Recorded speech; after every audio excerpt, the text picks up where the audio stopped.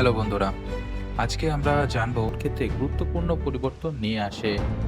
এরপর রেলপথ, ইস্পাত উৎপাদন এবং বস্ত্রশিল্পের মতো খাতগুলো শিল্পায়নের সময় উল্লেখযোগ্য ভূমিকাও পালন করে থাকে।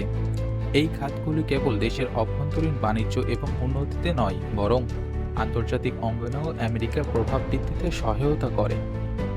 শিল্প বিপ্লব আমেরিকার ক্ষমতাশীল হয়ে ওঠার প্রাথমিক ভিত্তি স্থাপন করে, যা তাকে একটি শিল্প শক্তিতে পরিণত করে। এরপর যুক্তরাষ্ট্রের বিশ্বশক্তিতে পরিণত হয়ে ওঠার প্রথম প্রভাবক হিসেবে তাদের গুরুত্বপূর্ণ যুদ্ধগুলো অনেক ভূমিকা রাখে। 1898 সালে স্প্যানিশ আমেরিকান যুদ্ধ যুক্তরাষ্ট্রকে বৈশ্বিক মঞ্চে পরিচিত করে। এই যুদ্ধে বিজয়ী হয়ে তারা কিউবা, পুয়ের্তো রিকো, ফিলিপাইন শক্তি হিসেবে প্রতিষ্ঠিত হয়।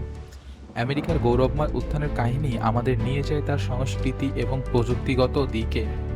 হলিউডের সিনেমা এবং সঙ্গীতের মাধ্যমে আমেরিকার সংস্কৃতি সারা বিশ্বে ছড়িয়ে পড়েছে, যা তাদের নান্দনিক ও সৃজনশীল শক্তিকে এক নতুন মাত্রায় নিয়ে গেছে।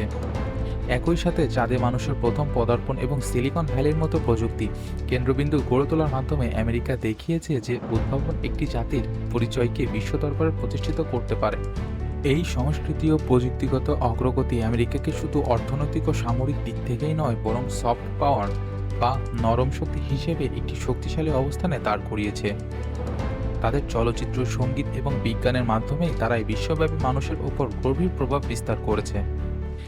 এটি আমাদের জন্য একটি গুরুত্বপূর্ণ শিক্ষা যে সংস্কৃতি এবং প্রযুক্তি কেবলমাত্র একটি দেশের অভ্যন্তরীণ উন্নয়নের জন্যই নয়, বরং বৈশ্বিক মঞ্চেও প্রভাব বিস্তারের জন্য অপরিহার্য।